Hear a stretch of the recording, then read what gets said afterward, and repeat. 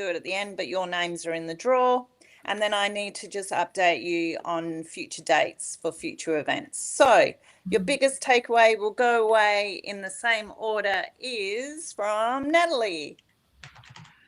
My biggest takeaway is to learn to breathe, learn to rest, and no longer do 15-hour days because you're getting bullied into doing it. And if a client is going to give me stuff 5 days before due date, it's their fault, not mine. Excellent.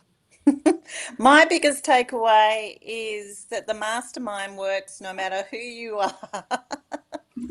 And it's always a great reminder to participate myself occasionally, because although we use the same agenda and structure, the experience is actually different every single time, because even if it's the same faces, we're bringing different things to the table. So that is my biggest takeaway and a really important reminder. And also highlighting that I am an advocate for unstructured opportunities to connect. And I haven't even done it in my own business. How about that?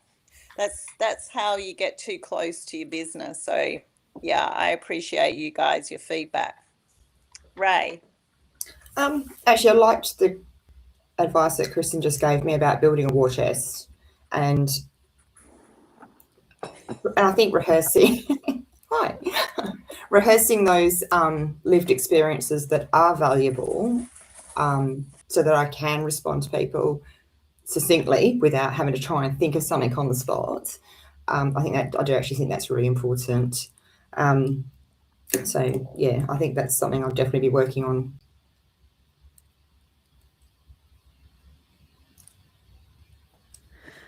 Can I ask what a war chest is? Yeah. So we call, sorry, it's terminology. War chest. So rejections, rebuttals, and just a like a collection of stories for different scenarios. You know, like we talk about a 60-second value proposition, elevator pitch, right? Everyone's talked about elevator pitch for years, but elevator pitch is one thing. Like you might have 6 different elevator pitches depending on who you're talking to. Because if you're talking to an accountant, you want them to give you, hey, Natalie, you might want them to give you clients who get their data in on time, just saying, or early.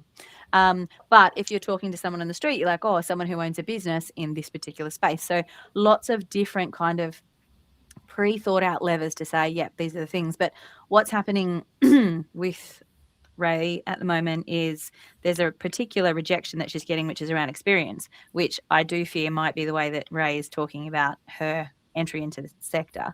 But Ray has an entire life of experience and actually has had her own properties in the past. That means she has had experience with home lending for the last 20 years, just not with a title of broker. She's managed her own financial situation in different, areas and over different times with different interest rate environments and understands the real impact as a human being, thus has the experience to structure things for you in this challenging time because she's been through it.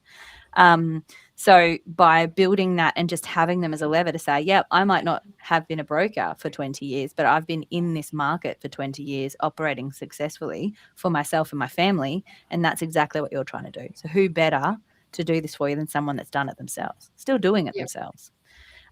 So you're really building that, like, and it's truth. So it's not hard to say. It's not a sell. That's actually the truth. But how often do you sit back and think, oh, actually, how do I talk about my experience? How do I talk about what I do?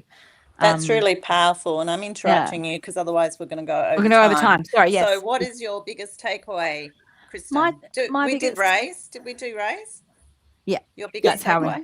That's how we just got there. My biggest takeaway is just how humble we can be to our own detriment. Room full of incredible ladies here who I really love and I think are values driven and want to do the best for people, but you can undersell your own input and experience and value, and I do the same. So for me today, just to remember all of the things I've done and learned and have delivered, and that's really important.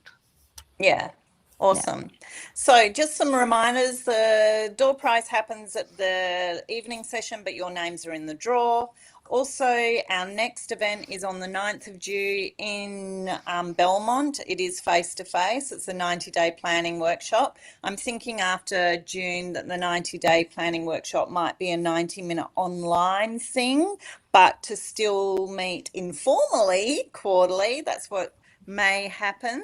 So that's not a final decision, just my thought process. So none of this comes as a prize.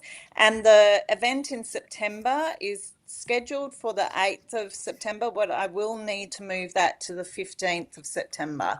So just to give you a heads up, because I know all of you put your dates in your diary in advance. So we're normally, Ray, the second Tuesday of every month is basically where it's timetabled, but I will be in Brisbane involved in a conference, delivering a conference during that week.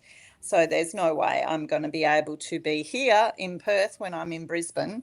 So we'll just move that to the 15th of September, but it may be online with the new look Ask Fleur. Anyway, we are 1 minute over time. Thank you so much. I value you all so much, and have a wonderful day. See ya. Thank you. Thank you. Ciao. Bye.